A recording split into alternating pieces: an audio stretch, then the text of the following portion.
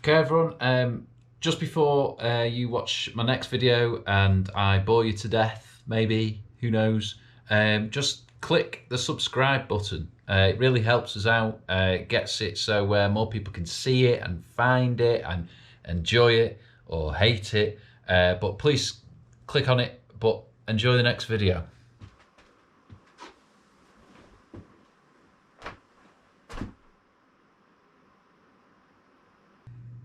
Hello everyone, and welcome to another garage video. A little bit of a confession. I did say in previous videos I was going to do one of the engine going in. I ended up getting the engine the day before the first race of the season. Not ideal, but it always happens. Someone out there tell me that you're organised way in advance. You know the first race, you know the date of it for 6 months, and it always comes down to the last second. I don't know, it's just the way the world works, in my opinion. So I didn't get to do a video because I was frantically just trying to get it in the car and get it out to Brands Hatch.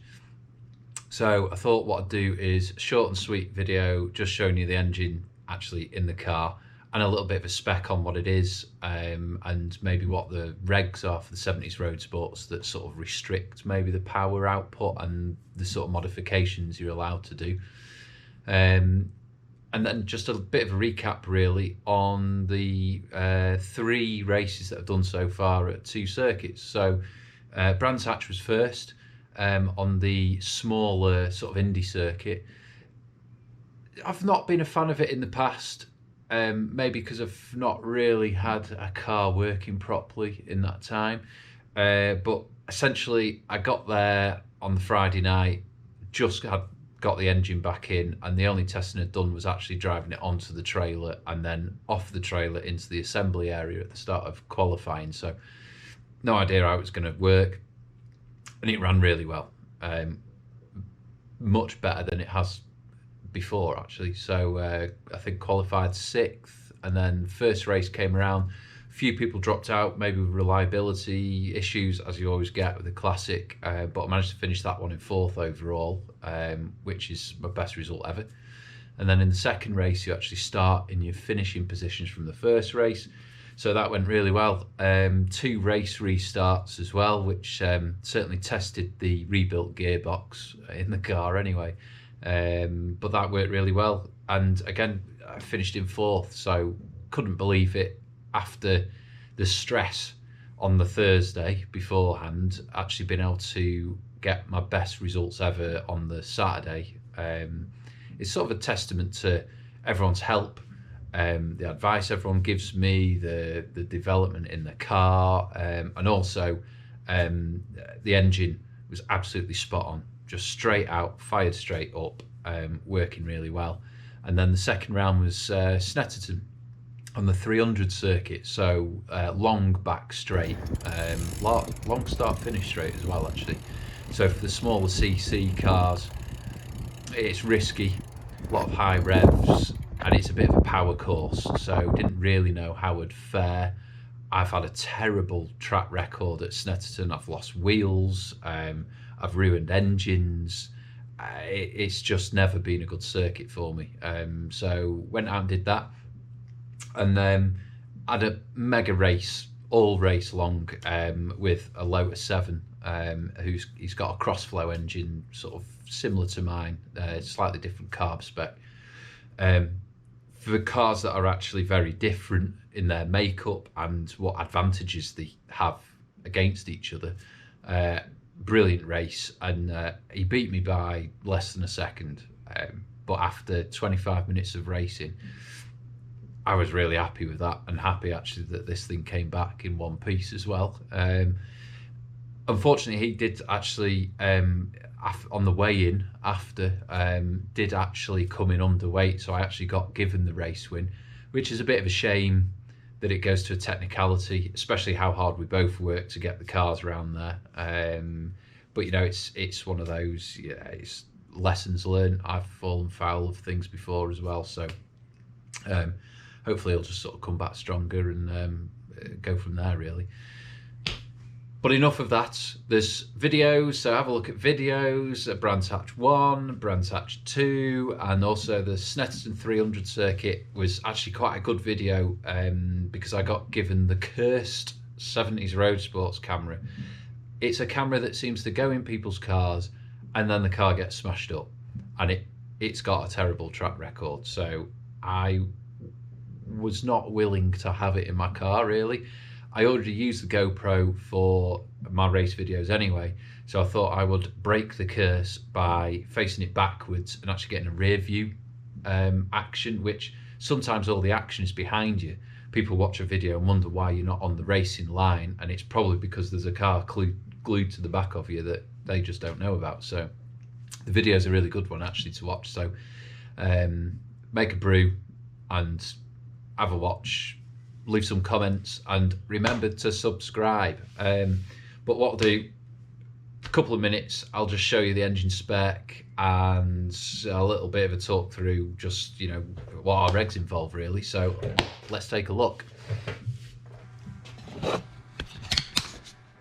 So engines, you have to use the same specification of engine as when the car actually got produced. So with the Vixen, with the S2 series, mine basically came with a Crossflow engine. So Ford Crossflow, it's a 1600. So really on specifications, it's a 1600 engine. I'm on standard bores. Had to get one rebored and a liner put in because of the fire last year. But yeah, I'm on, so that it's not overboard at all. Crank wise, basically I put a steel crank in. It's got forged pistons, steel rods, all that sort of thing on the back end, mainly because I really wanted it to stay reliable, because really in a classic car we just want reliability. If your car's reliable, you're going to be high up in the league table at the end of the season, put it that way. So it's a steel side, and then from the head it's just ported and polished, oversized valves, that sort of thing. The cam is sort of a race cam. It's not too peaky. My main restriction really is that on the twin 40s I'm choked back, so I'm only allowed 33 chokes. So just the volume of air I can get in there I'm restricted to, and so with a cam it's kind of pointless getting a screamer cam in there. It's just not going to breathe anyway. So what I actually prefer to do for reliability and the way it drives is to actually put in a slightly milder cam, and that brings the torque down. You can bring the power band down. It means like this basically peak power's at 6.8, so change at 7, great. The bottom end's good for that all day long, so fingers crossed it's sort of a reliable thing. So you've got the twin 40s. These are just Spanish Webers, just brand new ones. Try and get them rebuilt though, because they do come out of the factory questionable sometimes. The chokes have been deleted to stop fueling issues, because you can get fuel sort of pouring out of things sometimes around corners. It's dry sumped, so there's no filler on the cap.